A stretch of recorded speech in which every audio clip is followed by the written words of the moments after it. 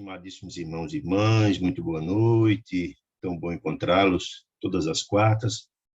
Vai darmos continuidade ao nosso estudo perseverante para buscar recepcionar esses ensinamentos sublimes que essa obra extraordinária, que é a vida no mundo espiritual, que veio à luz do mundo pelas mãos venerandas de Francisco Cândido Xavier, através de benfeitor André Luiz, que tem trazido tantos conceitos importantes, tão úteis para nossas vidas, no processo de despertar. O grande objetivo de Sobra é o despertar da vida humana e tentarmos dar uma melhor aplicação às nossas encarnações, essa oportunidade que Deus concede a cada um dos seus filhos, visando o seu processo de aprimoramento na busca dessa altitude.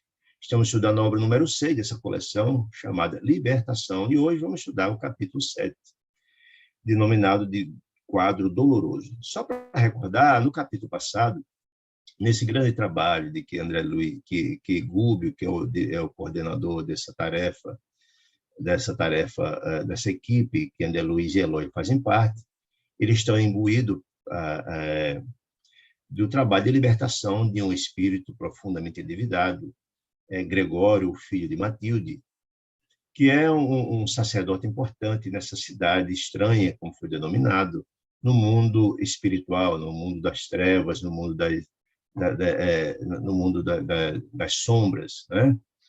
E quando ele chegar nessa cidade estranha, ele fez uma grande narrativa da ambiência desse local, profundamente terrível, morada de espíritos profundamente endividados, de expiações, porque cometeram graves crimes no passado.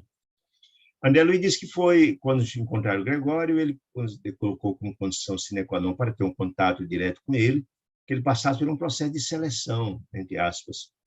E André Luiz assim, foi submetido, ficou preso, ele e Gregório e André Luiz e Eloy ficaram presos numa cela escura, até o dia seguinte, onde foi feito um processo de seleção, para ter uma compreensão da procedência, ter uma compreensão dos espíritos, naquele momento dos julgamentos terríveis que nós ouvimos, etc, etc. Quando o objetivo era só fazer o mal e cobrar, ninguém tem o objetivo de soerguer ninguém. Bom, passada essa etapa, no capítulo passado, André Luiz que foi recolhida também uma cela na casa de Gregório, dessa um tanto quanto mais, digamos assim, menos tenebrosa, porque pelo menos tinha uma janelinha de acesso à parte externa, gradeada, era portanto, uma cela, presídio mesmo, mas tinha acesso à parte de fora, né, disse ele. E André Luiz ficou muito estarrecido, né, durante essa noite, porque, ao ver o que acontecia no lado de fora, ele ficou muito impressionado com o que viu. Muitos espíritos encarnados, em desdobramento espiritual, que eram atraídos para lá. Por que eram atraídos para lá, para aquele ambiente? Porque, efetivamente, eram espíritos endividados, tão endividados, que eram atraídos por sintonia para aqueles ambientes. E era atraído por quem? Pelas entidades que lá viviam, que obsidiavam aquelas criaturas encarnadas, né? E André Luiz ficou muito impressionado com a natureza dos diálogos. Pela janela, André Luiz ouvia todo aquele diálogo. Tudo eram projetos, planejamento de crimes, de atos infelizes, de desarmonia, de desequilíbrio, de ódio, de ressentimento.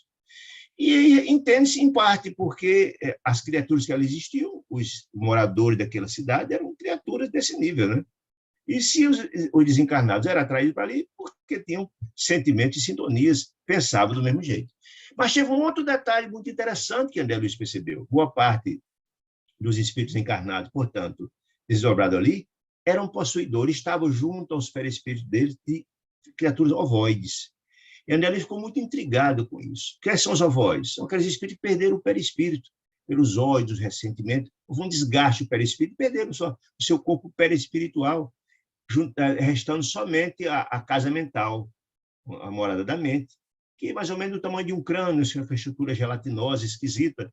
E esses organismos, esses espíritos que perderam a forma, se agregaram a um processo ou de ódio, nós vamos ver isso muito agora nesse capítulo, ou de ódio, junto àqueles que obsidiam e sugam a energia, vampirizam a energia deles, né?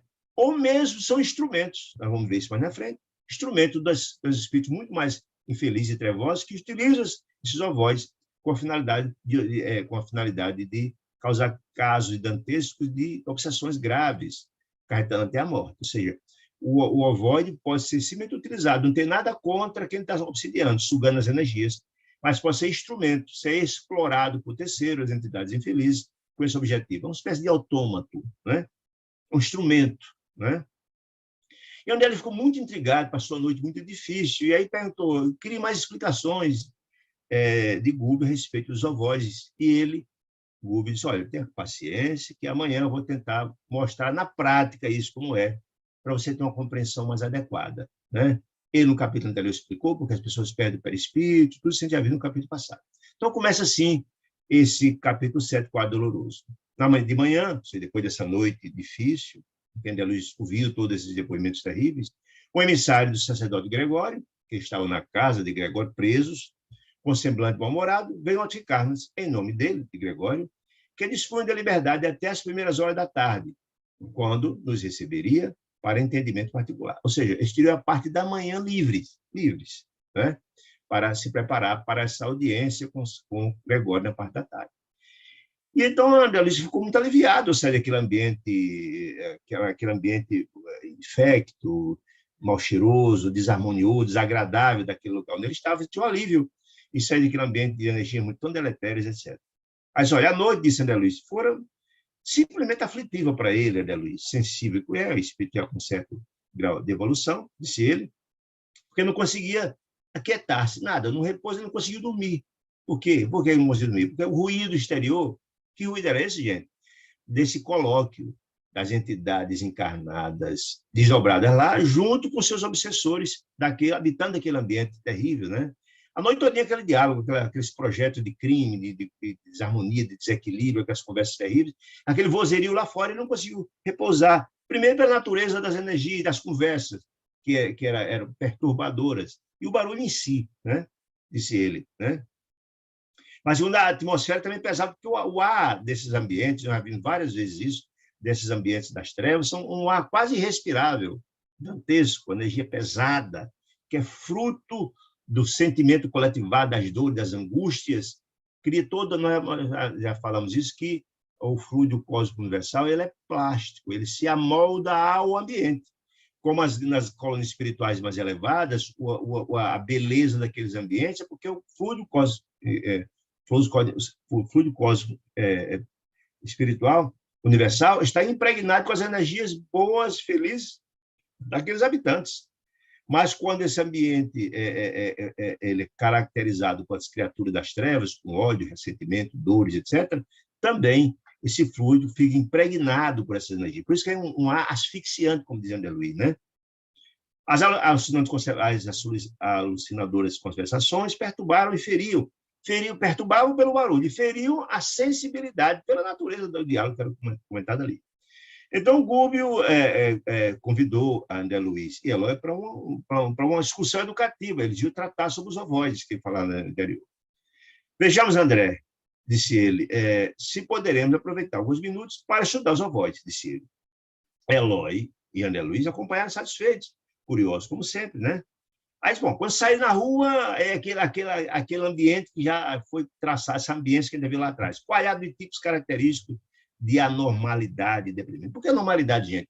Ninguém que está ali no ambiente daquele é normal, podemos assim dizer. Porque todas aquelas criaturas têm as almas doentes. O ódio, o ressentimento. Porque quem tem uma alma sã não se presta para atitudes dessa natureza, de agressividade, de crimes, etc. Todos estavam ali, eram habitantes daquela região, cometeram crimes graves. Ali, portanto, era uma colônia expiatória, de expiação, de quem comete crimes graves. Ninguém estava ali pela mera aprovação, é isso que quer dizer, né? Muito bem. Aleijado de todas as matizes, idiotas de máscaras variadas, homens e mulheres de fisionomia torturada e viviam. O que significa isso? Ele já falou sobre isso lá atrás, é o mesmo princípio. Porque dizia Jesus que a gente tira do bom tesouro do nosso coração o bem que lá está, mas também do mau tesouro do nosso coração o mal que lá está. Nós já vimos que a fisionomia das criaturas embrutecidas, rudes, grosseiras, criminosas, no mundo espiritual, ela transparece exatamente o que está no coração. Então, os gestos de brutalidade, o odor característico das criaturas infelizes, que exala o cheiro desagradabilíssimo, a voz alta, sem menor sensibilidade para com os outros, gargalhadas estridentes, são fruto das criaturas que não têm grandeza espiritual. As criaturas têm grandeza espiritual ao contrário. As fisionomias são belas, são delgadas, são bonitas, a voz é mansa, a preocupação em não ferir ninguém, a preocupação em assistir as pessoas, em ouvir, é completamente diferente. Não existe gesto desagradável, nem gritos, nem risada desagradável. Não, isso são fruto de criaturas ainda infelizes. É o que exatamente as criaturas estavam lá, né? Disse André Luiz, né? E os aleijões é fruto disso, das culpas, etc. Já estudamos isso lá no passado, né? Muito bem. Exceção desses aleijados e estranhos, né? Exceções de alguns que nos fixavam de olhar suspeitoso e cruel, com manifesta expressão de maldade. Por quê? Lembremos, gente, que esses impérios do mal, como essa cidade era o império do mal, tem muitas criaturas absolutamente doentes da alma, mas tem um grupo de criaturas que comandam aquele ambiente. Nós já vimos isso. Aquele grupo de criaturas que comandam, aqueles juízes, aquela dinastia de criaturas profundamente infelizes. E essas criaturas com uma maldade muito maior do que aqueles que estavam lá, né, eram essas pessoas com a fisionomia muito mais cruel, porque vigiavam aquele grupo todo. Todo aquele pessoal era vigiado a serviço daquela administração das trevas. Vamos ver mais na frente, chama dos dragões, é a denominação deles, essas criaturas, e que, na verdade, o próprio Gregório fazia parte disso, né? A maior parte, a meu ver, situava-se entre a ignorância e o primitivismo. Nós vemos que são criaturas, inclusive, que não têm um estado de tão grande ignorância, alguns deles, que sequer têm compreensão e noção de suas ações, né? Entre a amnésia, ou seja, a capacidade de assimilação quase nenhuma, né? E o do desespero, fruto dos seus pesados, dos seus ódios, das suas culpas terríveis, né? Etc. O desespero do estado que se encontra, porque o tempo todo eles estão em encontro com a própria mente deles, dos crimes que cometeram, né? Então, é desespero ao mesmo tempo nesse processo todo. Muitos demonstravam irritações, olha que informação interessante, muitas daquelas criaturas, eles andavam na rua, muitos demonstravam irritação ante a calma que lhes dávamos testemunho. Poxa, é a mesma coisa seguinte, se você está numa cidade onde todo mundo é calmo, é tranquilo, todo mundo vive em harmonia, beleza? Se aparece alguém em desequilíbrio, gritando, chorando, esperneando, brigando com todo mundo acha aquilo estranho. Da mesma sorte que eles, naquele ambiente que não tinha ordem nenhuma, todo mundo gritando, chorando, se escabelando, e etc. E só André Luiz, Bubi, Eloy, calmos, poxa, é como se fossem alienígenas, esses caras estão aqui como era. Todo mundo notava. E alguns se ficavam irritados com a calma deles. Olha, foi interessante. Interessante isso, né? Era um peixe fora d'água, né? Para ele, né? Perto desmantê-los e detritos a transparecer por toda parte, que detritos? Sujeira por toda parte.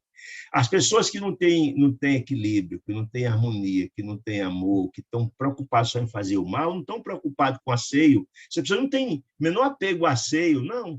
Nem pensar no mal. Eles são ligados só naquele sentimento daquele. Então, não estão preocupados com bem-estar, nem com limpeza, nem com a harmonia. Não, muito pelo contrário. Então, a sujeira, o desmantelo, tudo quebrado, tudo desmantelado, uns chorando, outros... A sujeira, a imundícia é por toda parte. É esse o ambiente. E aí é importante entender que é diferente, às vezes, no dia a dia. Não se trata de pobreza material. Às vezes, chega num casebezinho de pobreza material, às vezes, a gente vê muito aqui no Nordeste, nem tem o chão, nem tem piso no chão, é no barro batido. Mas tudo limpinho, tudo bacaninha, a roupa lavada, a louça lavada, a gente vê isso, tudo direitinho, bacana. E você encontra pessoas bem, do ponto de vista econômico, muito bem, mas sem o menor cuidado com as coisas, não tem mantê-lo a casa, uma esculhambação danada, mau gosto nas coisas, mau gosto na organização, fala alto. Quer dizer, a questão é da educação da alma, do espírito. Então, no ambiente daquele onde não há nenhuma educação, ao contrário, o desmantelo era imenso. Por toda parte era aquele desmantelo, aquela sujeira, aquela imundície, mau gesto de agressividade, etc. Gente brigando, gente xingando.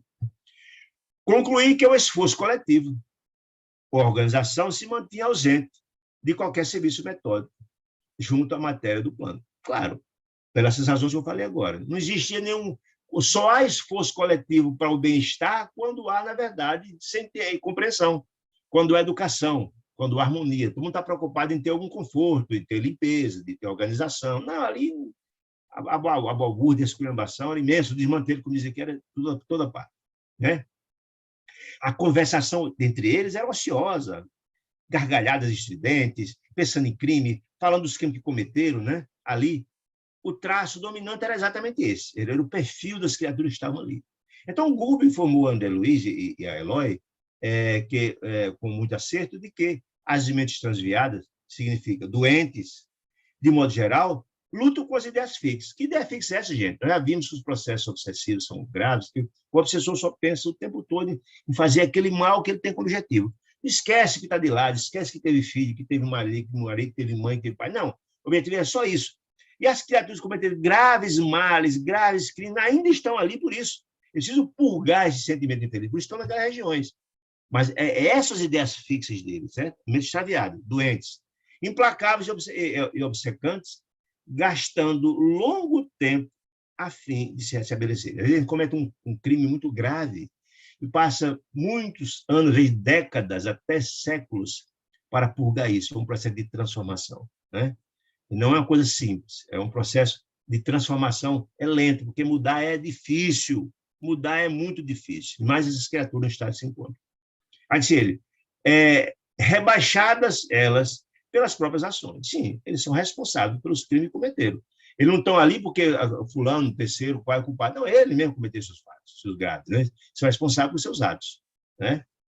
Perde a noção de bom gosto, do conforto construtivo, da beleza santificante, e se entregam a lastimável relaxamento. Ninguém está ligando para nada. O objetivo deles é no mal, nos pensamentos fixos, de fazer o mal a alguém, de planejar o bem. Lembra, como foi dito lá no capítulo anterior, que a moça obsidiando no processo obsessivo gestor chamou uma encarnada para fazer uma vingança contra? O objetivo deles é esse, não estão preocupados em organização, em limpeza, em conforto, não. Se ligam só nos alvos deles, né?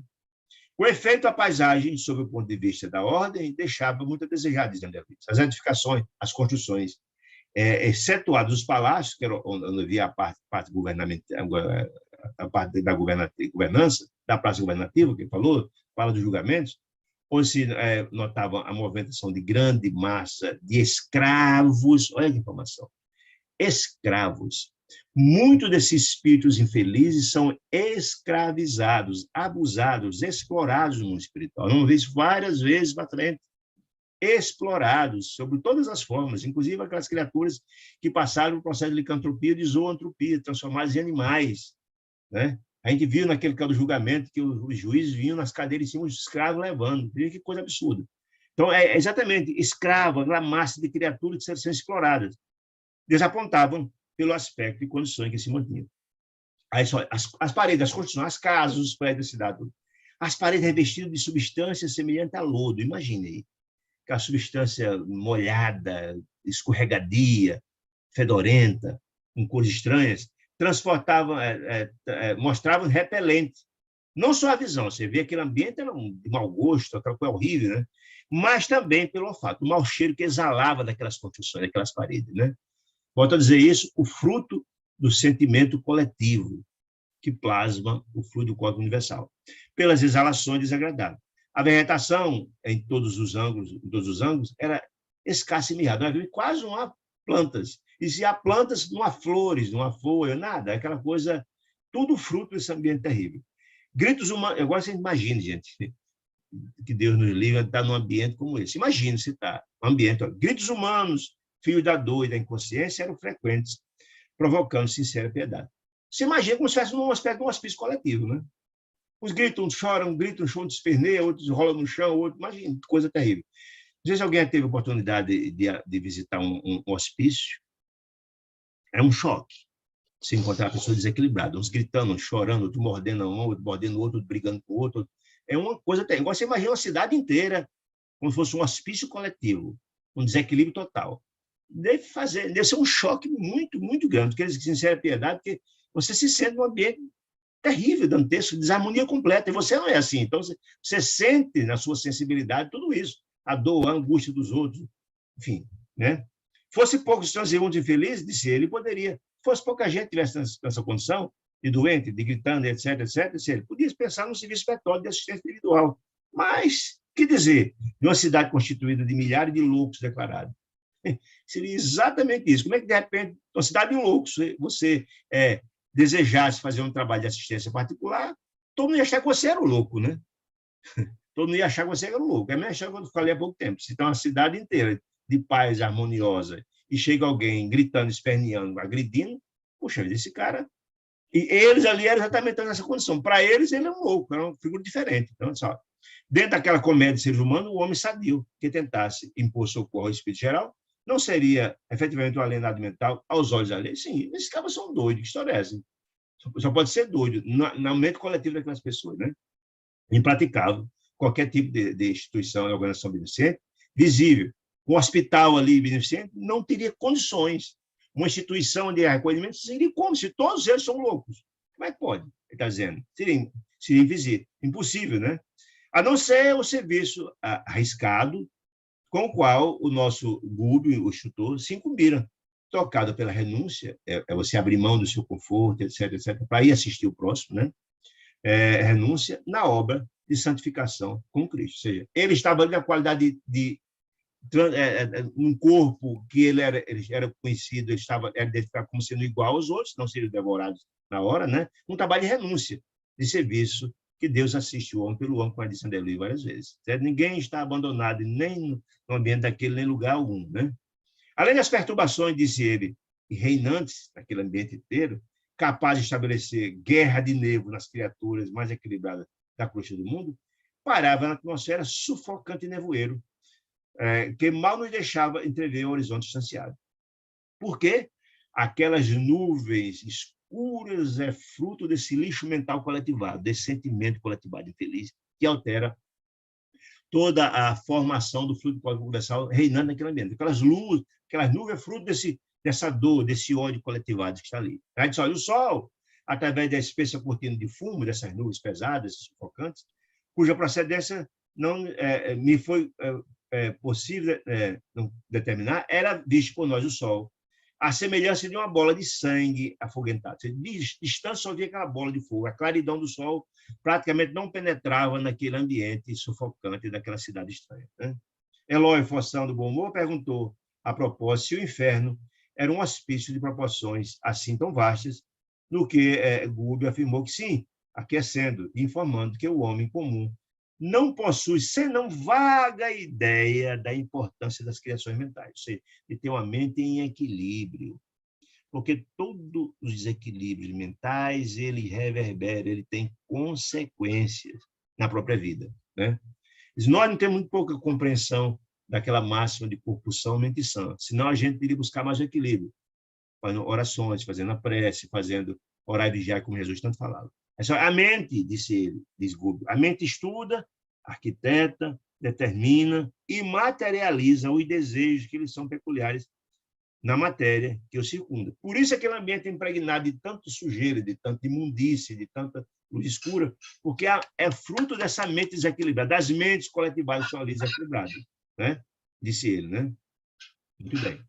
Esclareceu o Gúbio, atencioso. E essa matéria que ele plasma, aquela matéria que plasma, que modifica o fluido cósmico universal, os impulsos é sempre formada por vidas inferiores inumeráveis, ou seja, os habitantes daquele ambiente dantesco na qual eles se encontravam lá. Tem alguém com o microfone aí aberto, por gentileza, só fez para facilitar, para não interferir tanto, tá bom? Muito obrigado. Muito bem, continuando aqui. Em processo evolutivo, sim, esclareceu o Google que essa matéria é formada por vidas inferiores inumeráveis daquele ambiente em processo evolutivo, nos quadros do universo sem fim. Marchávamos, eles começaram a avançar, eles saíram do local onde estavam presos e saíram andando na rua. Marchamos atravessando compridos labirintos e achávamos diante de extensa edificação, que com boa vontade nomeamos de asilo de espíritos desamparados. Então, ele está narrando o que ele estava enxergando naquele ambiente. Muito bem. Enquanto encarnado, disse André Luiz, seria extremamente difícil acreditar numa cena igual a que nos desdobrou a visão inquieta. Ou seja, André Luiz, de repente, eles começaram a andar. Eles chegaram a um ambiente, um local daquela cidade estranha, que eles começaram a se afastar do centro. E aí, diante dele, continuou um momento de dor profunda, de profundas angústias, sofrimentos atrozes. Eles, puxa vida, é difícil imaginar alguém com tamanha desmantelo, tamanha dor, tamanha angústia. Aí dizia, nenhum sofrimento depois da morte de André Luiz me tocara tão fundo no coração. E olha que André Luiz já narrou nas suas obras, nos seus vários ambientes de profunda dor. Estão lembrados lá em Obreiro da Vida Eterna, que visitaram aqueles charcos de criaturas se afogando no lodo, sendo açoitado, etc, etc. Mas o ambiente que está ali é muito pior do que isso, está dizendo. Nenhum momento depois da morte dele me tocara tão fundo no coração como aquele ambiente coletivo de milhares e milhares de criaturas no momento de desesperação total. Sei lá, gritaria em torno, era de espantar. Eu volto a dizer, gente, vocês já imaginaram você estar num ambiente com milhares de criaturas chorando, se descabelando, urrando, se devorando, se agredindo uns aos outros? Isso é terrível, uma espécie de um hospício coletivo mesmo, né? Varamos lodosa muralha, disse ele. Já falei só do lodo, né? E depois de avançarmos alguns passos, o pavoroso quadro se abriu dilatadamente. Imagine, gente. Largo e profundo vale se estendia, largo, imenso, habitado, por toda espécie de padecimentos imagináveis, todos, aleijados, machucados, enfim, obsessões de toda a natureza. Sentíamos agora, disse ele, na extremidade de um planalto, que se quebrava em abrupto despenhadeiro. No planalto é apenas um despenhadeiro imenso.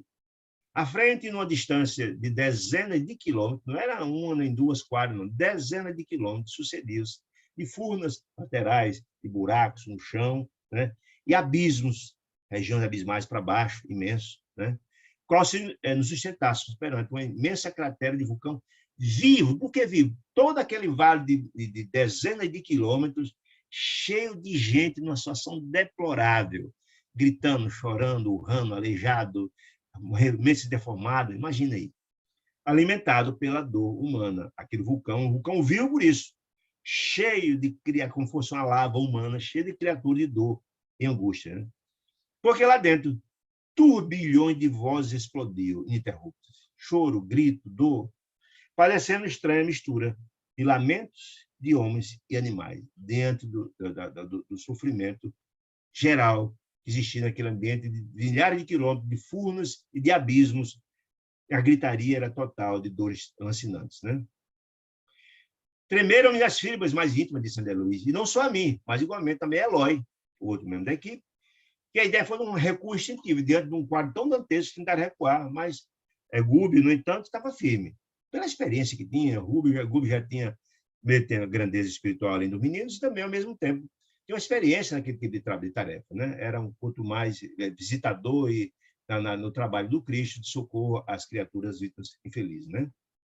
Longe de endossar a fraqueza, Gúbio, passando energia para André Luiz e também para Eloy, ignorou aquela angústia toda, deliberadamente, e asseverou calmo, para passar também tranquilidade para eles.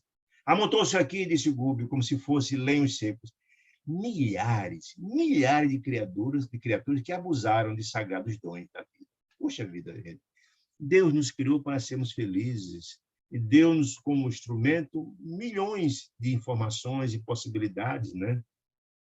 Trazidas, por exemplo, no Evangelho de Jesus, do amor, da caridade, da fraternidade, da benevolência, da urgência e perdão. Aliás, Jesus nos dizia que nós somos filhos de Deus, e é fato, nós descendemos dele. Então, a centelha do Pai, somos herdeiros dele, como diz também Paulo de Tarso, está em nosso coração. Nós temos todo um potencial, porque Jesus dizia que nós somos deuses, todas as possibilidades. Mas quando você ignora tudo isso e trilha o caminho do ódio, do ressentimento, dos sentimentos inferiores do crime, é isso que acontece, né? São réus, essas criaturas, essa multidão de sofredores, são réus da própria consciência, sim. A própria consciência culpada cobra deles posições diferentes, cobra a dívida que eles mesmos contraíram, né? Personalidades que alcançaram a sobrevivência sobre as ruínas do próprio eu. Eles estão ali colhendo o mal que fizeram. Colhe-se, conhecado pelo fruto de Jesus, né? E o homem pelas suas obras. Está aí o fato. Confinados em escuro setor de alienação mental. É exatamente isso. Eles estão agora sob essa colheita do mal que cometeram, né? Esgotam resíduos. É importante entender isso. O que são os purgatórios, que diz a doutrina católica e a doutrina espírita fala exatamente da região umbralina? São onde você vai purgar purgar o quê? Os males que se fez. Por isso, quando a gente sai da Terra, se você tem uma vida luminosa de bem, não precisa se preocupar com o umbral, não. Você passa direto, que nada lhe fixa. Você não tem nenhuma peculiaridade com aquele ambiente. Você passa tranquilo, você tem acesso e acesso. Já aqueles que cometeram graves erros, que estão em sintonia com aquele ambiente, você é seguro, você é fixado ali pelas sintonias. Você é preso, você não consegue passar. As barreiras vibracionais barram a sua passagem. Então, ali, qual é a finalidade de estarmos nos umbrais ou nos purgatórios da vida? É purgar aquele sentimento infeliz. Só se liberta de lá quando você se livra desse sentimento feliz. Quem leu André Luiz, no nosso lar, vai ver. Foi de 8 anos de sofrimento que ele cansou de sofrer. Rogou aos céus, clemência, aí ele conseguiu se desvencilhar daquele ambiente terrível, né? Então, esgotam resíduos envenenados que acumularam na esfera íntima. Por isso se chama de purgatório. Através de longos anos vazios de trabalho edificante, nada pensou em fazer o bem, só em fazer o mal, ou nada fazer, né? No mundo físico, entregando-se presentemente naquele ambiente onde estão ali, naquela cidade estranha, expiatória, a infindáveis dias de tortura redentora, até que se transforme, até que se renove, até que queime esses resíduos, esgote esses resíduos que estão nos corações dele, se transforme. E talvez porque nosso espanto crescesse à vista pela aflitiva e tenebrosa, aquele ambiente dantesco que estava discutindo na frente deles, acrescentou sereno Gúbio: não estamos contemplando, senão... Olha só, gente, pelo amor de Deus. Não estamos contemplando aqui nesses vales, nesses abismos, nessas furnas, nesse vulcão vivo de dor, senão a superfície de trevosos cárceres que se confundem com os precipícios do subcruciais. Então, o que é que ele quer dizer com isso, gente? Há algo muito mais grave do que isso. E uma coisa interessante que a gente tem visto do mundo espiritual, e essas informações dos bastidores das obras de Luiz são colocadas, que alguns espíritos queriam mostrar coisas mais dantescas, mais trevosas, mais chocantes, e foi feito todo um equilíbrio para não mostrar, porque assustaria mais do que educaria. O objetivo não foi esse. O objetivo era despertar na alma humana as consequências dos nossos atos. Esse é o objetivo. Mas deixou claro que aquele ambiente de dor, aquele vulcão vivo de milhares de criaturas, é apenas a superfície. Tem algo muito mais grave embaixo, aí, subcrucial, né? Mas não haverá recurso a de tanto desamparo? Perguntou Eloy. E Gúbio disse: refletiu algum minuto e traduziu: meu filho, quando nos encontramos um morto de cada vez, sempre passar na rua, um morto cada vez aqui, outro lá, é fácil fazer uma sepultura digna, né? Mas se os cadáveres são contados por multidões, não nos resta senão adotar a bala comum. Ou seja, não tem como, né, fazer um trabalho individual, está dizendo. Se são 1 milhão de cadáveres, faz uma vala enterra todos. É mais ou menos isso. Não tem como fazer um trabalho, amparar cada um deles, né? Não tem como. E seria até a possibilidade de algum daqueles, enquanto não queima essas energias de eletricidade resíduos, se modificarem, seria praticamente impossível. Tudo no seu tempo, né? Disse ele. A vala comum. Cadê aqui? Onde eu parei aqui? Muito bem. Todos os espíritos renascem, disse ele, no ciclo da carnais, nós, para destruírem os ídolos da mentira e da sombra entronizar. Ou seja, todos nós estamos no processo evolutivo. E a reencarnação é o meio que Deus nos consegue para atingir os fins, que é a felicidade. Mas, infelizmente, muitas vezes não aproveitamos essas oportunidades. E um grande objetivo dessa obra de André Luiz é despertar cada um de nós que estamos lendo essas obras, para aproveitar de forma mais adequada as reencarnações como instrumento que Deus nos concede para um processo evolutivo, né? Disse ele. Mas você insiste em continuar nos erros, no crime, na ignorância, não fazer nada para atingir o bem, fica difícil. Não tem o que fazer, né? É um processo gradativo. E a metodologia do Pai é a da meritocracia. Então, eu não consigo acessar os mundos mais felizes se eu não conquistar essa felicidade, se eu não conquistar esse mérito. Enquanto não, vou aprender apanhando, sofrendo, aprendendo. A gente só aprende a levantar quando cai, né? Mais ou menos assim. E se eles mesmos, senhores de preciosos dons da inteligência, com todo o acervo de revelações religiosas, de que dispõem para solucionar os problemas da alma, se confiam voluntariamente a semelhante atraso, não nos resta senão seguir as linhas da paciência, por onde se regula a influenciação dos benfeitores, por onde se regula a influência dos nossos benfeitores. O que quer dizer? Poxa vida, se nós somos filhos de Deus, se a centelha de Deus está dentro de nós, as possibilidades são dadas a milhares. Nós temos nossos amigos espirituais, nossos tutores, nossos anjos da guarda, Deus não que queira dar. O tempo todo a nos ajudar. Deus está sempre nos ajudando, nos recicla quando voltamos no mundo espiritual. renova, nos concita, nos mostra o tempo todo. Nós temos nosso amigo espiritual, o amigo espiritual da família, tudo, é visto na André Luiz, tudo. E a gente, mesmo assim, continua no vídeo mercador, continua errando, né? As pessoas não erram, nem deixam de ser beneficiárias porque não vi, porque não foi falta de assistência, não. O tempo todo os benfeitores estão buscando nos ajudar. Mas se não aceita o erro, é aquela velha história que eu falo sempre. Você está doente e vai ao médico, o médico faz um diagnóstico, diz a doença, mas você não toma remédio, que vai adiantar, né? É muito difícil ajudar quem não quer ser ajudado. Sem dúvida, essa paisagem é inquietante, disse Gúbio, e angustiosa, mas compreensível e necessária. Necessária por quê, gente? E para, na verdade, purgar esses sentimentos infelizes, é a história da dor ensina a gemer. Você tem que passar pela dor para poder entender a beleza, a importância do bem. Só sofrendo, não tem outro jeito. É um monte de ignorância que você tem que passar por essas angústias. A velha história que a dor ensina a gemer é fato, nós já vimos isso, né? Perguntei ele se naqueles sítios purgatoriais, disse André Luiz, não havia companheiros amigos, detentores de missões de consolar, ao que o nosso instrutor respondeu, claro que sim, disse ele. É essa imensa coletividade na qual se preponderam individualidades que, pelo sofrimento contínuo, caracterizam pelo comportamento subhumano, não está esquecida. Deus assiste o homem pelo mundo, o homem não importa, desde as resplandecências celestiais até as regiões abissais de dor, sempre haverá alguém em nome do Pai disposto a em nome dele, pegar a sua mão e retirá-la do charco.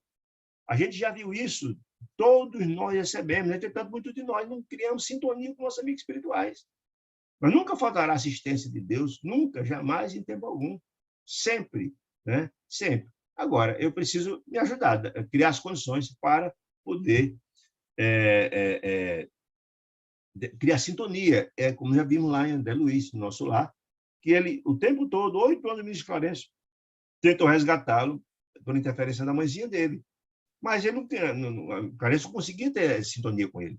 Quando ele, então, infelizmente, abriu o coração e cansou de sofrer, rogou aos céus ajuda do Pai, aí sim, ele levou sua faixa vibracional e foi possível, então, enxergar o ministro Clarence estava ao seu redor. É a mesma coisa, é a mesma ideia, é o mesmo pensamento, né? A renúncia opera com Jesus em toda a parte desse Rubio.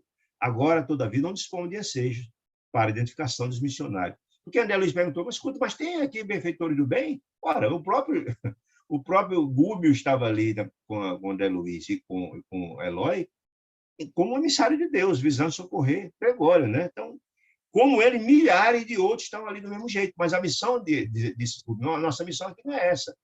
Não, a gente não temos tempos a perder no bom sentido. Nós temos muita coisa a fazer para estar agora identificando os benfeitores que estão trabalhando pelos outros. Não, nossa missão não é essa aqui. É corrermos para fazermos o nosso trabalho, a missão que fomos designados, né? Vamos ao estudo que interessa, você disse Gúbio. Lembra que eu prometi a vocês e saímos da manhã inteira para estudarmos a questão dos ovóides? Vamos cuidar disso, que o tempo urge, né? Descemos alguns metros e encontramos a esquadra da mulher, estendida no solo. Ou seja, aí André Luiz encontrou como é que se diz? Gúbio encontrou um caso para estudo, um caso que ele queria mostrar quem são os ovoides e por que eles estão naquela situação e quais circunstâncias que eles se encontram, né? Disse ele. Gúbio nela fixou os olhos na mulher que estava estendida no chão, louca, né? Os olhos muito lúcidos, e depois de alguns momentos, olhos de Gúbio, né? Em alguns momentos, recomendou-nos a quem? André Luiz e a Eloy, seguir-lhes as observações acuradas. Você diz, façam uma análise acurada, ausculte essa pobre mulher, vocês entenderem. Aí André Luiz perguntou, vês realmente, André? Inquiriu o paternal. Percebi, disse ele, que a infeliz se cercava de 3 formas ovoides. Quando André Luiz colocou a sua capacidade de observação, nós vimos lá atrás, lá no Luiz Mensageiros, que essa capacidade, quem trabalha no trabalho de assistência, ela é dilatada com a finalidade de ter objetivos, essa possibilidade, né? Diferenciar dessas 3 formas ovoides entre si, na disposição e nas cores, que me seriam, porém, imperceptíveis aos olhos, disse ele, caso não desenvolvesse ali todo o meu potencial de atenção. Aquilo que eu falei lá no livro do Mensageiro, que essa capacidade de dilatação, de compreensão, de visão, inclusive de olhar a tela mental e ter uma compreensão do passado, isso é um trabalho que desperta com um processo evolutivo no mundo espiritual. E foi feito lá com André Luiz, lá no livro Mensageiros, ele tratou isso muito bem. na companhia de Aniceto. Reparo sim, disse André Luiz. Expliquei curioso. A existência de 3 figuras vivas, os ovoides, que estavam acoplados ao perispírito da pobre mulher sofredora, que se lhe justapõe ao perispírito, grudado ao perispírito dela, né? Apesar de se expressarem por intermédio de matéria que me parecia leve e gelatina, ou seja, os ovoides, do tamanho de um crânio, um pouquinho maior, um pouquinho menor, ele era aquela estrutura amorfa, sem forma, né? Sem forma adequada, não tem uma forma padrão, não, cada um tem uma forma diferente, né? E gelatinosa, aquela coisa estranha, fluida, né? Elucidou Gúbio, sem detença. São entidades infortunadas, claro que infortunadas, se fossem criaturas felizes, primeiro não estaria sugando as energias de alguém, vampirizando alguém. E se fosse criatura também feliz, jamais estaria na condição de ovoide, que os ovoides nós já vimos no capítulo anterior, que são criaturas que o perispírito simplesmente foi desgastado. Sobrou somente a casa mental, onde a mente está alojada. Todo o corpo perispírito foi perdido, né? Desfeito. São criaturas, entidades infortunadas entregues aos propósitos de vingança, ou seja, o único objetivo dessas criaturas que chegam à condição dessa é vingança. Esquece que teve família, que teve filho, que teve mulher, que teve pai, que teve mãe. Não, não pode. A única coisa é vingar. Por isso, do ódio perpassado, vão desgastando o seu próprio perispírito, chegando numa situação como essa. E quer perder o grande patrimônio de tempo? Sim. Na hora que o tempo que é precioso, você não tem que fazer o bem, só no mal, você perde, é um tempo perdido, você não conseguiu avançar em nada. Em virtude da revolta que eles atormentam o ser. Gastaram o perispírito, disse Gúbio, sob inanerráveis tormentos e de desesperação, e imantam-se naturalmente a mulher que odeia. Por que imantam-se? Porque se, na verdade, eles tivessem o perispírito, não teria como ficar os 3 grudados no perispírito dela. Os ovoides se grudam, se imantam diante dela, porque eles perderam o próprio perispírito, né? Irmã que está, esta que, por sua vez, a obsidiada, ainda não descobriu que a ciência de amar é a ciência de libertar, iluminar e redimir. Ou seja, gente, é importante entender, Kardec fala isso no Evangelho, que quando a gente perdoa, e aí, quando Pedro pergunta a Jesus quantas vezes deveria perdoar, e Jesus falou a Pedro, Simão Pedro, até 70 vezes, 7 vezes, ou seja, infindável, porque quanto mais você perdoa, mais você se liberta. E fala lá Kardec que quando você perdoa de verdade, você corta o elo. Se o outro está lá, não perdoou, o problema dele, mas Deus não permite que você sofra a assistência, sofra o processo obsessivo grave de alguém que não lhe perdoa, se você perdoou. Porque você corta o link. Porque o processo obsessivo acontece quando, na verdade, há o elo. Você odeia um e o outro odeia outro. Essa troca, essa permuta. Quando você corta, você perdoa de verdade, você perde. Você corta esse elo. Se aquele não perdoa, vai continuar a sua luta, a sua jornada, você se libertou. Você corta essas amarras, se livrando para o seu processo de alçar voos na busca da certitude, da felicidade, né? Então, olha, aquela mulher que está sendo obsidiada, ela não encontrou, não compreendeu a ciência de amar, que é a ciência de libertar. Se ela tivesse perdoado, não estaria sofrendo aquele processo de libertação. Mas que ela continua ainda com ódio terrível, ódio alimentado dos 3 para com ela e ela para com os 3, aí fica difícil. Esses elos são cada vez mais fortes de ódio, né? Auscultamos de perto, auscultamos, André Luiz, auscultamos de perto as 3 entidades, de perto, a desventurada criatura, tanto a mulher obsidiada como as 3 criaturas. Assumiu Gúbio a atitude de médico, orientador, Gúbio, de médico, ante a paciente, que era a mulher, e as criaturas, e os aprendizes, que eram André Luiz e Eloy, que estavam ali aprendendo, para entender como se dá esse processo de ligação, de justaposição de espíritos, obsessor e obsidiado, com os ovoides, né? Disse ele. A mulher sofredora, disse ele, envolvida num halo de força cinzenta escura do ódio que as 3 entidades encaminhavam para ela estava envolta naquela energia escura. Aquela energia escura que envolvia todo o espírito dela, né? E essas energias o tempo todo enviava esse ódio, as energias dela, até sugando as energias dela. A mulher registrou a presença e gritou. Ou seja, a mulher, quando estavam os 3 de lá, registrou a presença de André Luiz, de Gúbio e também de Eloy, ante a aflição e a idiotia dela. Aflição por aqueles quadro aflitivo do processo grave da obsessão das 3 entidades ovoides, né? Disse ela: Joaquim, onde está Joaquim? Disse ela: digam-me, por piedade, para onde levaram? Ajudem-me, ajudem-me. Nós vamos ver um pouco mais na frente, ele vai explicar aqui. Joaquim era o esposo dela na encarnação passada. E ele já foi levado pela espiritualidade do processo de reencarnação. Ele vai explicar mais na frente. O nosso orientador, o Senhor Gubi, tranquilizou-nos com algumas palavras, tranquilizou-a, a mulher obsidiada, com algumas palavras e carinho, e lhes conferindo maior atenção, além daquela que o psiquiatra dispensa aos enfermos de crises graves, observou-nos: examine os ovoides, disse Gúbio para Eloy e Ana Luísa. Examinem, sondem-nos, escutem-nos magneticamente com as mãos, apalpe. Então, André Luiz começou então um processo de ausculta. Toquei o primeiro, notei que reagia. Quando Luiz tocou nele, ele reagiu positivamente, sentiu a presença, né? Liguei num ato de vontade minha capacidade de ouvir ao campo íntimo da forma, dentro daquela ideia que eu falei lá dos mensageiros, a capacidade de observação e de audição para entender aquela situação é de largado para esses trabalhadores de trabalho com situações, com espírito profundamente sofredores, né? E assombrado, quando viu o campo, eu comecei a ouvir André Luiz assombrado, ouvi gemidos e frases como que longínquos pelo fio do pensamento, ou seja, no processo de audição da alma, né? Então o Ovoide diz: vingança, vingança, é isso que está dizendo o Ovoide. Não descansarei até o fim. Esta mulher infame me pagará.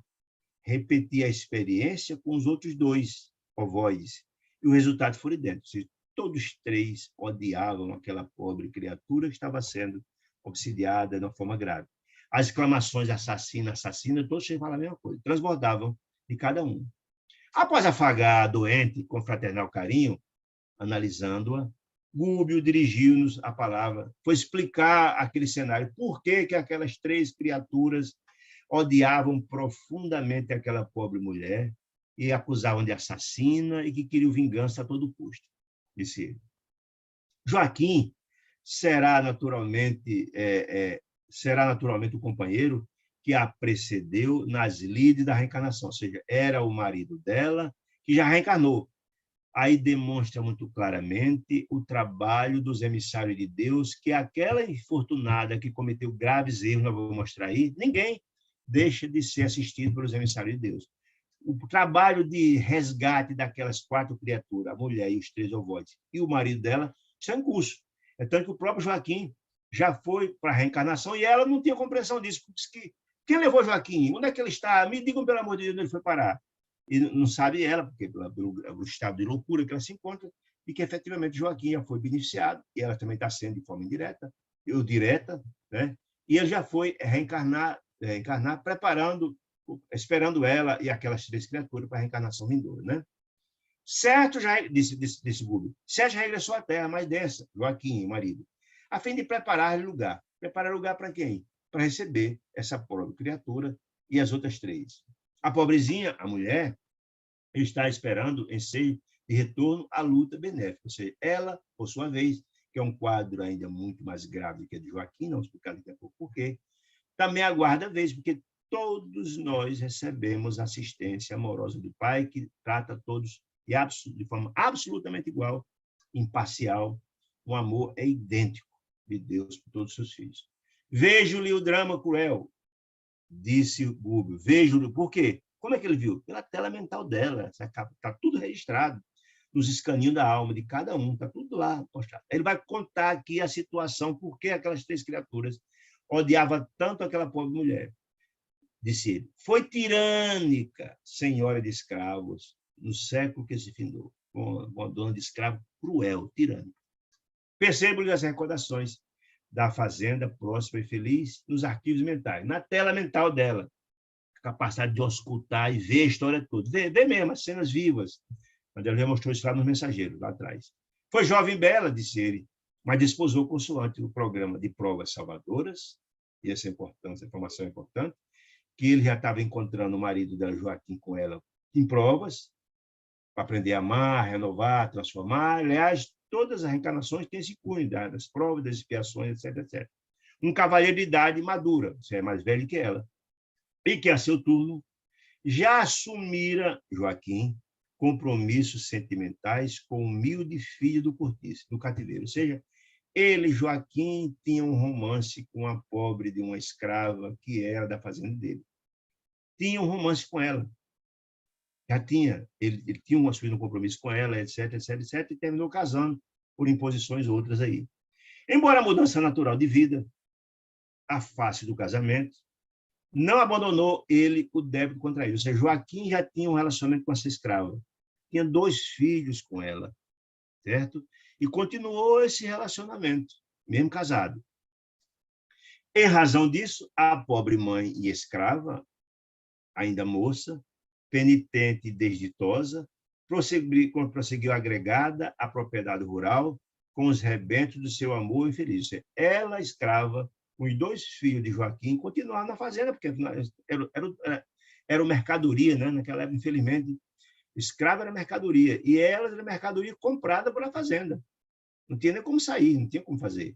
Continuou ali com os filhos de Joaquim, e ele casou com essa outra moça. Muito bem. Com o passar do tempo, a esposa ouviu a história, tomou conhecimento de toda a história, de que Joaquim tinha 2 filhos com a escrava. E revelou uma irascibilidade, uma ira imensa que lhe povoava a alma. Você era uma mulher profundamente cruel. Se existia alguém culpado, certamente não era a pobre da escrava e nem os filhos. Mas ela colocou a ira na pobre da escrava e nos 2 filhos do marido. Ela dirigiu-se ao marido, colérica e violenta, dobrando-o a Joaquim nos caprichos que ele exacerbava a mente. Ou seja, Joaquim também não teve a grandeza, nem a autoridade, nem a grandeza. Poxa, mas eu tive 2 filhos. E antes do casamento, não, ele dobrou-se e ela, então, agiu de forma tirânica sob os auspícios de Joaquim, que nada fez para proteger nem os filhos, e muito menos a pobre da escrava. A escrava sofredora foi separada de ambos os filhos que possuía e vendida para uma região palustre. Palustre significa pantanosa, onde em breve encontrou a morte pela febre maligna. Ou seja, desapiedosamente, essa mulher tomou uma atitude grave, que é separar a mãe dos filhos. Isso é uma coisa gravíssima, né? E Joaquim nada fez. E essa pobre mulher foi para uma região insalubre, e em seguida contraiu uma febre maligna e morreu. Os 2 filhos, os 2 rapazes, filhos de Joaquim, metidos no tronco, padeceram vexames e flagelações em frente à senzala. Ou seja, nem proteger os filhos conseguiu proteger. Os 2 rapazes, foram acusados de ladrões pelo capataz da fazenda, por insistência da dona da casa, da esposa de Joaquim, né? Botou os 2 rapazes no tronco, foram açoitados impiedosamente sob a acusação de ladrões. Olha que coisa terrível, né? E o pai nada fez para proteger os filhos, tanto de conta era o filho dele, né?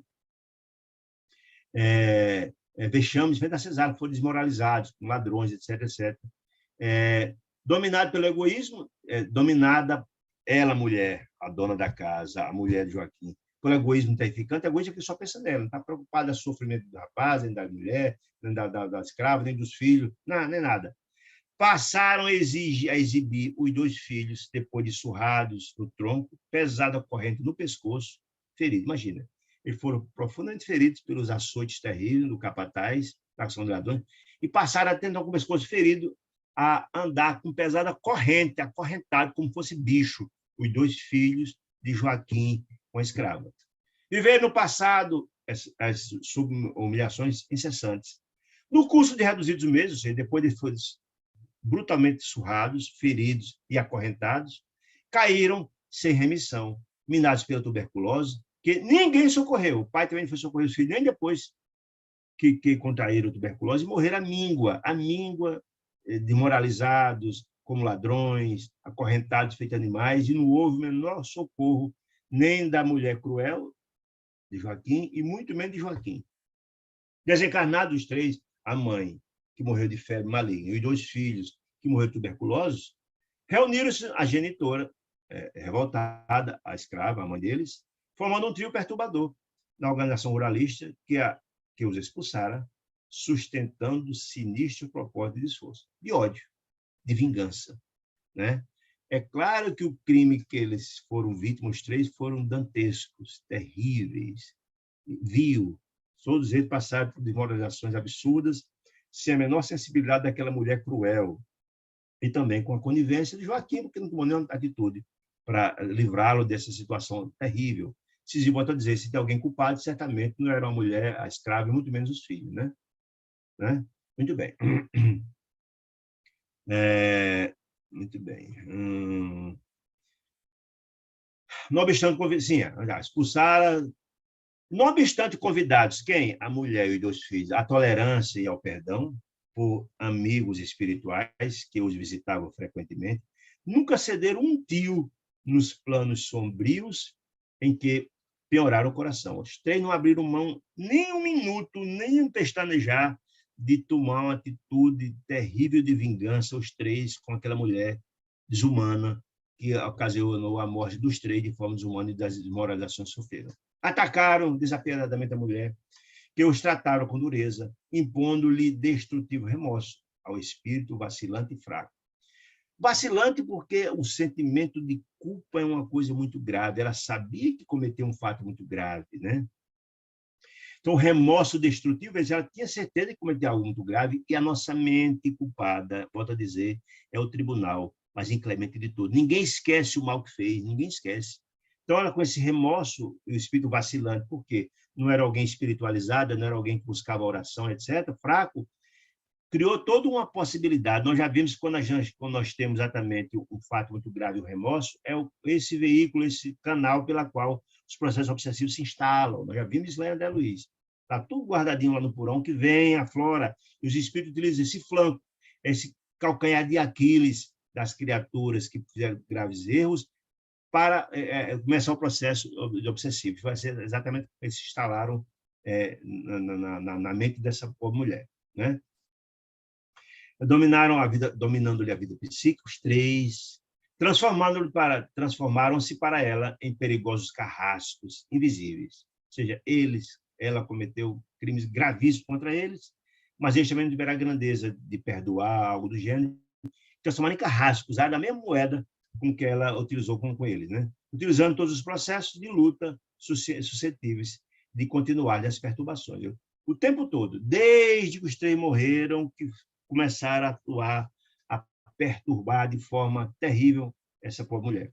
Adoeceu ela sob o influxo de energias odiosas, de ser sugado, de processo de vampirização, etc., etc. Por isso, adoeceu gravemente ela, desafiando os conselhos da medicina de cura, tudo.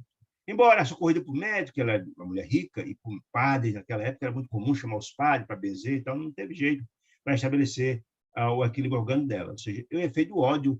O ódio é algo que faz adoecer mesmo. Então, essas 3 criaturas o tempo todo perturbando essa pobre mulher, o efeito foi deletério demais. Nós vamos ver um pouquinho mais na frente outros capítulos. No caso Margarida, para ver isso na prática, o próprio livro vem com pessoas encarnadas ainda. Muito bem. Arrasou-se-lhe o corpo físico, esse ódio, a ação dos 3, pouco a pouco.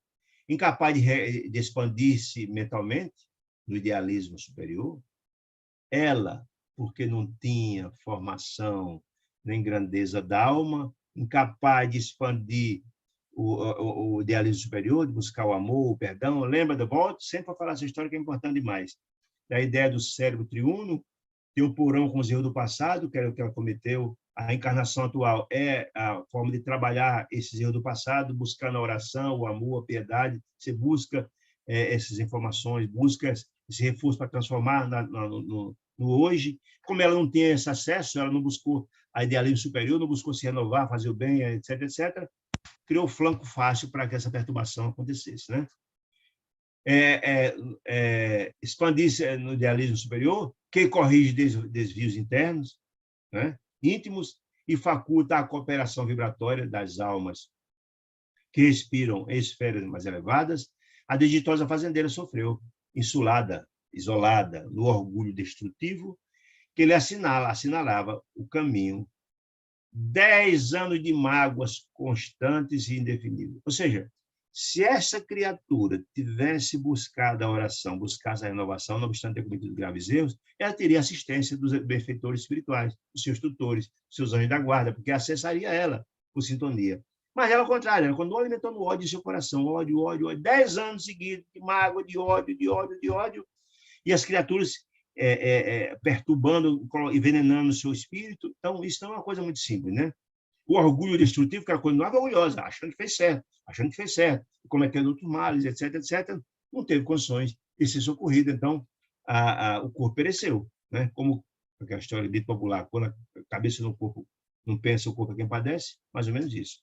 Claro que possui, por sua vez, amigos prontos a lhe estender generosas mãos, os amigos espirituais, por ocasião da morte do corpo, que se tornou inevitável. Ela morreu muito jovem, 10 anos depois, era jovem, bonita, 10 anos depois desse fato, a doença consumiu-a, né? Contudo, quando nos enseguecemos no mal, só pensamos no ódio, no ressentimento, sentimento inferior, infeliz, inabilitamos no ser, não cria as condições para a assistência, né?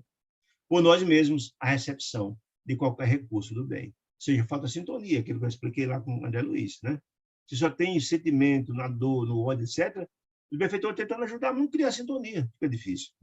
Então, continuou Gubo explicando. Exonerado nos liames carnais, desencarnou ela, viu-se perseguida pelas vítimas de outro tempo, anulando-se-lhe a capacidade de iniciativa, em virtude das vibrações, das emissões vibratórias do próprio medo perturbador. Ou seja, aquela história que eu tanto falo, de que, na verdade, a nossa mente é o grande tribunal. Ela tinha um medo por seu próprio seu remorso terrível pelos males que fez. E quando você desencarna, aí fica tudo aberto. Você não dá, você vai se encontrar, é a colheita. Não tem jeito, você vai encontrar com aquilo que você plantou. Os cobradores estão lá esperando, como os benfeitores, os que a gente ama, estão lá esperando também. Então, os benfeitores tentavam ajudar. Ela não tinha sintonia, porque o coração cheio de ódio, do medo, do remorso imenso, aí que a turma atacou para valer, né? Padeceu muitíssimo, disse Búbio, não obstante contemplada pela compaixão dos benfeitores do alto, que sempre tentaram conduzi-la à humildade e à renovação pelo amor, mas o ódio permutado dela para com esta entidade, esta entidade para com ela, é uma fornalha ardente. Mesma coisa que se jogar gasolina em fogo. Só alimenta o fogo, não tem jeito, né?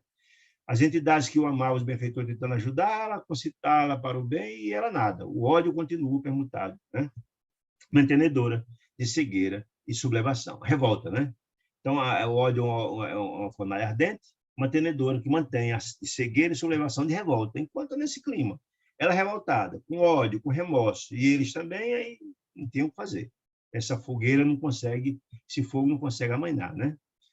Desencarnado, o esposo, Joaquim, veio semilouco encontrá-la. Por que semilouco? Porque também tem culpa no cartório dessa história, né? Ele morreu depois dela, vê só, ela era bem mais jovem que ele, morreu bem antes, por causa desse processo obsessivo grave. Ele desencarnou depois, tentou. Mas também semilouco, porque ele também tem culpa nisso, ele foi omisso nesse processo, permitiu que a esposa cometesse grave desatino e não fez nada. Veio encontrá-lo no mesmo invencível abatimento, ele abatimento, que também com grave remorso. Incapaz de socorrê-la, porque a situação dela era muito grave, em vista das próprias dores que o constrangiu, ele, Joaquim, a difíceis retificações. Sim, retificação, porque ele também tinha remorso, porque foi omisso. Não é só a nossa ação, a nossa omissão também conta muito. E Joaquim foi omisso, por isso que ele também desencarnou numa situação muito difícil. Mas aqui é muito mais invocado diretamente a situação dela, para poder a gente compreender o resultado das nossas ações. Nossas ações é que reverberam nos dois planos da vida. Nós somos seres multidimensionais, né?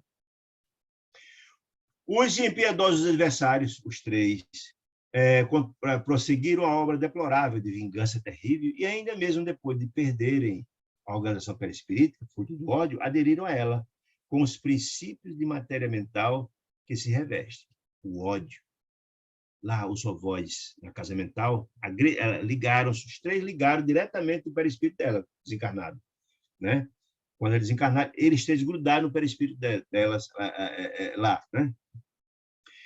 A revolta e o pavor, o medo, a revolta e o pavor, a revolta dos outros, e o pavor, o medo dela, do desconhecido, com absoluta ausência de perdão, por parte dela e deles, ligam-nos uns aos outros com as algemas de bronze. Ou seja, a única forma de romper é de transformar essas algemas de ódio em aliança de amor, é exatamente o perdão.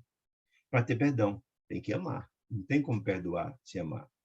Por isso que o amor cobre a multidão de pecados, como dizia Pedro, né? Então, o caminho é esse, não tem outro, né? E Jesus afirmava, devem perdoar até 300, até 70 vezes, 7 vezes. A infeliz perseguida, disse Gúbio, na posição em que se encontra, não os vê. Você veja a situação dantesca, gente. Ela não consegue enxergar os 3 avós grudados dela. Não os apalpa, mas sente-lhes a presença deles e ouve-lhe as vozes. Que voz? Maldita, assassina, vamos até o fim. Imagine aí o sofrimento de uma criatura dessa. Através da inconfundível acústica da consciência, a mente culpada, o remorso. Então, ela não vê os 3, mas sente a presença deles. Sente a presença dele. Ela não pega nele, não apalpa nada. Mas escuta a voz dele o tempo todo, cobrando, assassina, vamos até o fim, etc. Imagine que drama terrível, que sofrimento. 24 horas. 24 horas, porque os obsessores só pensam uma coisa, em vingança. Não pensam em outra coisa mais. E o remorso é tão violento que eles perderam até a forma do perispírito, de tanto ódio que eles traziam nos corações, né? Vive atormentada sem direção, uma louca, né? Tem um comportamento quase irresponsável, porque não tem equilíbrio zero, diz o Gúbio, né? A infortunada criatura não parecia registrar as informações ditas ali em voz alta e que lhe diziam respeito. Ou seja, André Luiz conversando com Eloy e Gúbio, ali conversando, ela ouvia informações, mas não, discernimento zero. O nível de perturbação era tão grande que ela não tinha a menor compreensão da sendo dita ali. Não, ouvia só que tinha um converseiro. Imagina num ambiente daquele, de tanta conversa, de tanto grito, tanta dor, uma conversa mais, uma conversa menos, né? Apenas clamava, gritava, amedrontada pelo auxílio companheiro. Valia-se ainda do ensejo para algumas indagações. Sim, clamava, chamava o tempo todo Joaquim, né? Por auxílio dele. Valia, então, disse André Luiz, do ensejo para algumas indagações, diante do quadro, comovedor. Como escapar a solução? Perguntou André Luiz. Gúbio, então, todavia, observou com muito calmo. Custaremos tempo, meu amigo. Não tem como a gente vir aqui para tentar equacionar uma situação dessa. Não tem como nós aqui nos debruçarmos e resolver. Isso é uma situação que vem de muito tempo e a mudança é gradativa e complexa e longa. Não temos como fazer, não temos tempo nem podemos fazer nada. A perturbação vem de inesperado. Chega com as 3 ações que ela tomou terrível lá atrás. Instala-se a pressa. Entretanto, retira-se muito devagar. Esse é o decurso dos anos, talvez de várias encarnações. Não é uma coisa simples, é muito difícil se reparar isso, né? Esse processo era muito complexo, né? A perturbação vem de inesperado, está lá acima. Muito bem. Aguardemos a obra paciente dos dias, dos tempos, dos anos, diz Gúbio. Após uma pausa expressiva, acentuou. Tudo me faz crer, e aí pelo conhecimento que ele tem, que os emissários da caridade já lhe reconduziram o esposo, pelas informações que ele tinha, as correntes da reencarnação, ele já reencarnou, e é de supor que esta irmã se ache em via de seguir-lhe as pegadas a breve tempo. Aí eu queria trazer algumas considerações para vocês. Eu só escrever sobre explicaçãozinha e em seguida vamos às considerações importantes. Naturalmente, disse Gúbio, renascerá em ciclo de vida torturada, claro, como fruto de tudo que foi fez. A reparação, a expiação desses graves males trará graves consequências a eles. A reparação, os problemas gravíssimos de saúde que repararão delas, em função da deformidade do perispírito dela, enfrentando obstáculos imensos, disse Gúbio, para reencontrar o ex-esposo e partilhar-lhe as experiências futuras. Então, disse ele, fazia aquelas observações. Se vocês estão lembrados, e devem lembrar, lá no livro Os Missionários da Luz, da reencarnação de Segismundo, que vocês devem lembrar, e volto a dizer, para mim, que eu li é o compêndio mais completo a respeito da reencarnação, que vale muito, mas muito a pena ler, é muito interessante. Ela é o capítulo 13 desse livro fantástico, muito explicativo a respeito disso. O processo de reencarnação não é simples. Se essa pobre mulher vai receber esses três criaturas que ela cometeu graves erros como filho, aí tem um longo caminho. Vocês estão lembrados que Segismundo, que assassinou Adelino no passado, porque desejava Raquel, que era a esposa de Adelino, se deve lembrar da história lá, né? Mas assassinou e tal, e foi o mundo espiritual, e todos se renovaram. A própria Raquel era um espírito iluminado, o próprio Adelino transformou, se renovou, etc., sofreu, mas se renovou no mundo espiritual.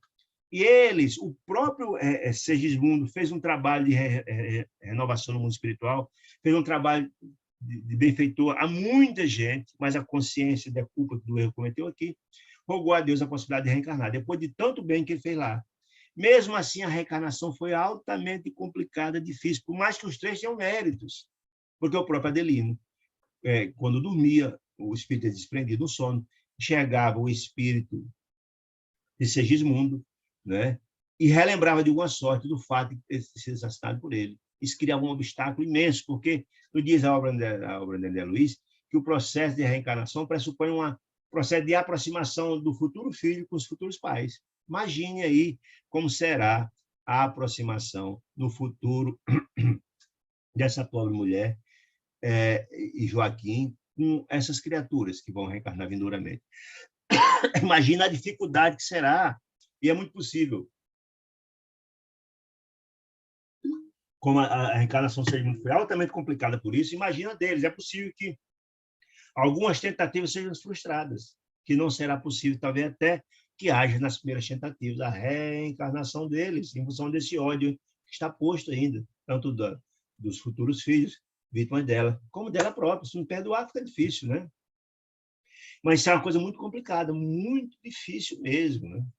Eu também me lembro muito bem desse mesmo livro mencionado, no capítulo 15, tem a questão da reencarnação de Volpini. Não sei se vocês estão lembrados, tratamos disso.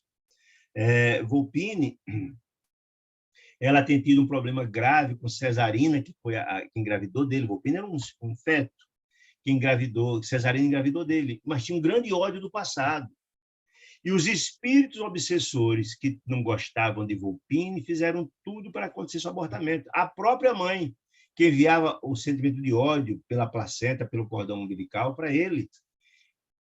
A equipe espiritual tentou de todo quanto foi jeito para evitar o abortamento, não teve jeito, abortou-se. E já era a quarta ou a quinta vez que tentava-se essa reencarnação, ter repacificação, que não foi exitosa. Exatamente por causa desse ódio coletivado. Imagine como será a situação desses três filhos, dessa mulher, dos três escravos, com relação a essa pobre mulher. Então, é possível que várias reencarnações serão tentadas sem êxito. Imagine a dificuldade, por causa do ódio. Quando se aprender a amar e a perdoar, e etc., é um caminho longo. Um erro grave desse pode custar séculos buscando trabalho de redenção, mas Deus é Pai, misericordioso e bom. E um dia se chegará a essa repacificação. Então, André perguntou, e os filhos, Leão? E os inimigos serão os filhos? Indaguei ansioso. Ele disse, mas como não? Certamente, o caso e assim encontra sob a jurisdição superior, ou seja, a justiça divina. Tudo vê, a tudo estabelece. E como Deus é Pai misericordioso e bom, está sempre colocando seus emissários de amor na busca da repacificação de seus filhos, afinal de contas, somos todos dele filhos, e o que ele deseja é a felicidade de cada um de nós, né? Ele deseja a repacificação, porque deseja que todos nós sejamos felizes, né? Sim, as alternativas, as possibilidades, as providências serão tomadas, entretanto, depende da transformação espiritual das três criaturas obsessoras, os três avós, e da própria mãe, do próprio pai, de Joaquim também. Lembremos que mesmo o processo de reencarnação pressupõe a retomada do processo, a retomada do perispírito. Então, esses três criaturas terão que passar pelo processo das instituições espirituais, no processo de incorporação para a transformação do perispírito. Não, é um trabalho de longo curso, né? Que já viu isso lá anterior em outras obras da Luiz. Esta mulher retornará à carne, disse Rubio, seguindo pelas mentes... Não, André Luiz pergunta. Seguido pelas mentes dos adversários, dos três, que aguardarão junto dela, olha a observação, o tempo de imersão nos fundos terrestres. O que significa isso? A própria reencarnação dessa mulher será muito difícil, porque essas três criaturas perturbarão profundamente ela, e é possível que ela seja abortada pela interferência dessas três entidades infelizes. Não é uma coisa simples, como aconteceu com o Volpini, que falei. Então, é uma coisa séria. E o pior, quando ela reencarnar, essas três entidades continuarão grudadas aqui, ó, junto dela, os ovós grudados no espírito, no perispírito dela.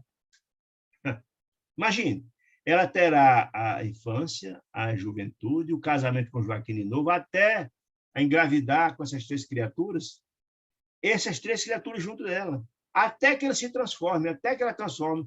E esse processo de apresentação será complexo, difícil. Oh, exclamei, dizendo a Luiz, profundamente espantado.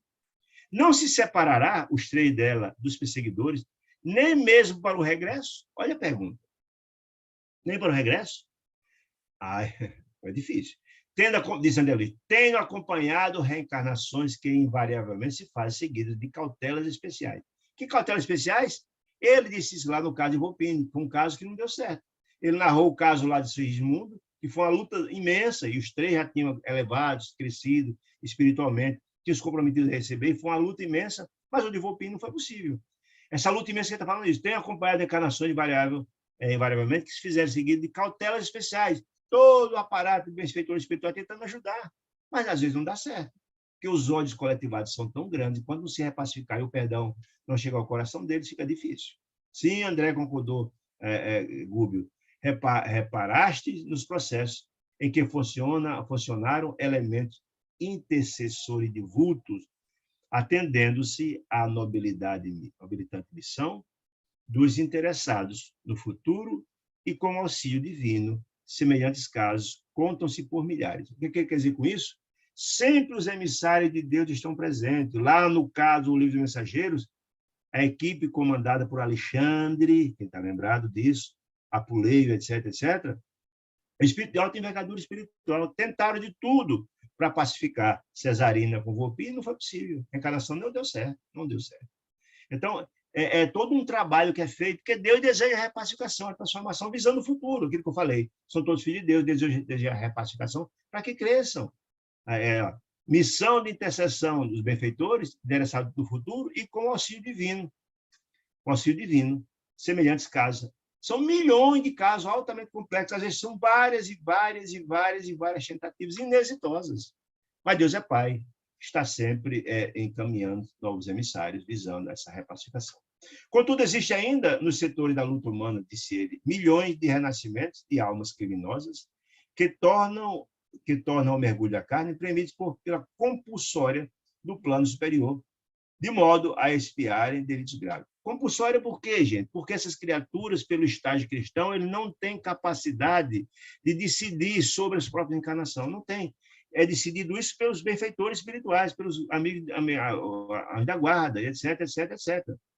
Nós vimos lá nos Mensageiros, que a reencarnação ela pode sim ser estabelecida, você pode participar na construção do seu mapa reencarnatório, escolher determinadas coisas, dependendo do processo evolutivo, mas tem alguns espíritos no situação profundamente endividados que não decidem nada, não tem capacidade de discernimento, porque é como alguém, por exemplo, que não tem equilíbrio mental, e as pessoas que não têm equilíbrio mental é dado um tutor da justiça, ele não tem discernimento. E o espírito também é assim.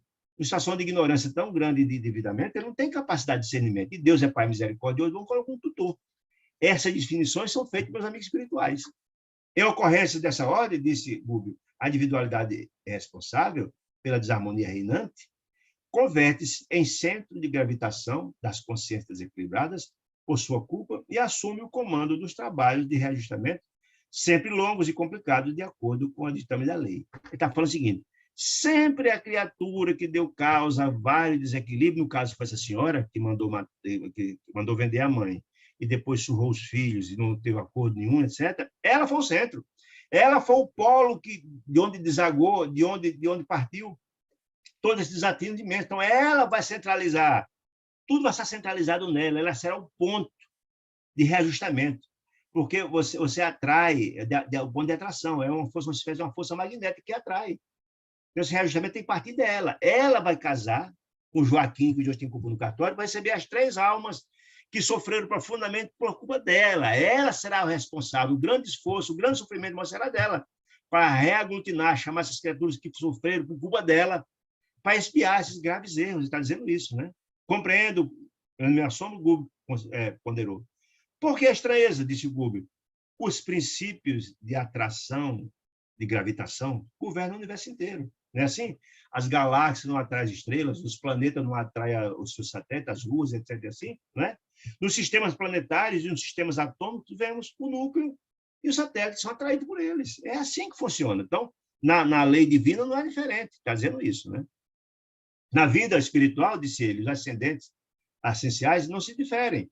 Se os bons representam o centro de atenção dos espíritos que se afinam pelos ideais e tendências, os grandes delinquentes se transformam em núcleos magnéticos das mentes que se extraviaram da senda reta em obediência a eles. Ou seja, os bons espíritos, aqueles que estão no ideal do bem, são gravitam. Você imagina a quantidade de espíritos que gravitam em torno do espírito do Dr. Bezerra de Menezes, por exemplo, a quantidade de entidades que estão a seu serviço na construção do bem, o espírito da grandeza dele. Ele é esse grande astro, essa grande galáxia que atrai essa infinidade de estrelinhas, são esses espíritos na construção do bem. Da mesma sorte que a criatura, um grande delinquente, que várias pessoas trabalham para fazer o mal por ele, vão pagar. Vamos ver o caso aqui do espírito de Gregório, como vai ser. Todas as criaturas que atuaram pelo mandato dele, ele tem responsabilidade por esses. As criaturas, sim, que cometeram, vão responder, mas Gregório também, pelos erros todos que foram cometidos sob a ordem dele. Né? Levamos-nos, disse Gúbio, com aqueles que amamos e redimimos, ou rebaixamos-nos com aqueles que perseguimos e odiamos. Ou seja, nós somos sócios na empreitada do bem ou na empreitada do mal. Todos respondemos pelo bem ou pelo mal. As afirmativas inspiraram profundos pensamentos, quando a grandeza das leis que regem a vida, o universo, a lei de Deus, que é essa justiça que está em todo lugar, inderrogável, né? Atendendo à meditação naquele instante, evitei novas perguntas. Gúbio acariciou a fronte da criatura desventurada, da pobre mulher que estava sofrendo a obsessão das 3 algozes, envolvendo-a com carinho e amor, intencionalmente, numa bênção de fluido divino, aplicou os fluidos de alívio sobre aquela pobre criatura e acrescentou: pobre irmã, que o céu a fortaleça, que Deus o abençoe na sua jornada por empreender, que ela será dura, será cruel, será dolorosa, será sacrificosa, muito difícil, né?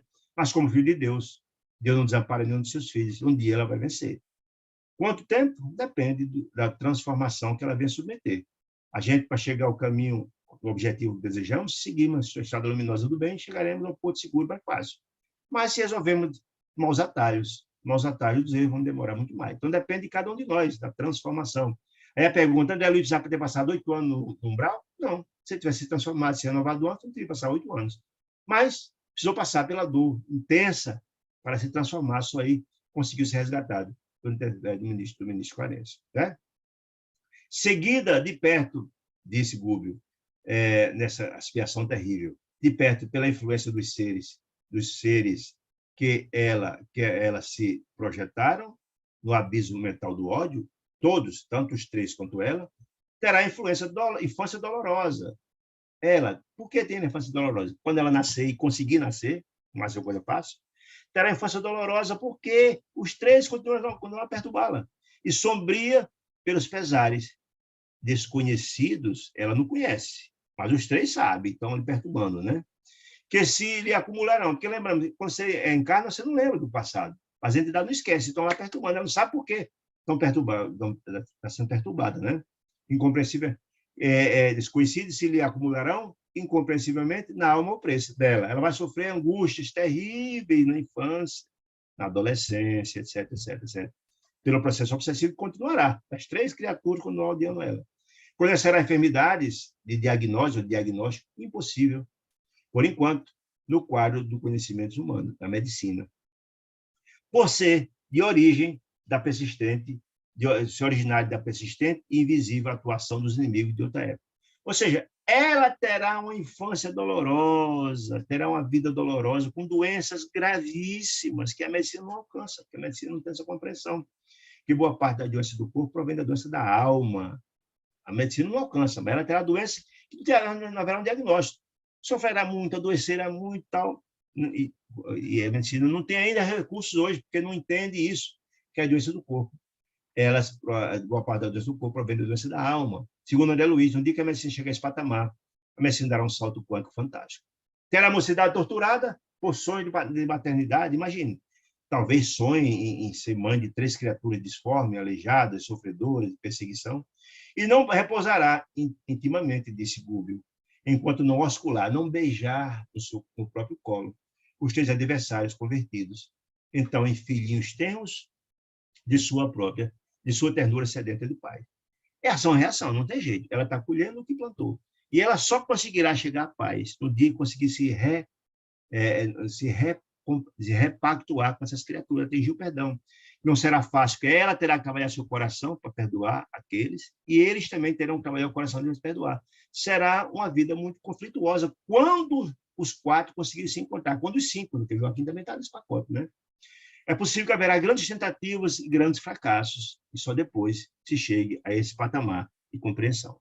Terminando de dizer, transportará consigo 3 centros vitrais desarmoniosos, porque estarão sempre afetados pelos ovoides. Por isso, haverá graves problemas de saúde por essa interferência deles, os ovoides, desses centros vitais já debilitados, porque estão sempre o tempo todo perturbados e envenenados por essa criatura infeliz. E até que os reajustes da forja do sacrifício, recambiando a estrada certa, será na condição de mãe, uma irmã atormentado, um imã, na condição de mãe, um imã atormentado, um imã porque atrai os tormentos, ou a sede obscura e triste de uma constelação de dor. É a expiação, não tem jeito, terá que reparar o passado, né? O estudo era, sem dúvida, absolvente e fascinante, mas a hora controlava-nos o serviço, e era imperioso regressar, porque tinha um encontro, logo à tarde, com Gregório, né?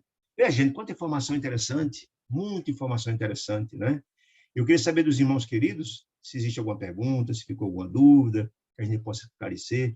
Se não, queria desejar uma semana de muita luz, de muita paz, e convidá-los para quarta-feira que vem, estarmos juntos de novo, se Deus nos permitir. Muita paz, fiquem com Deus.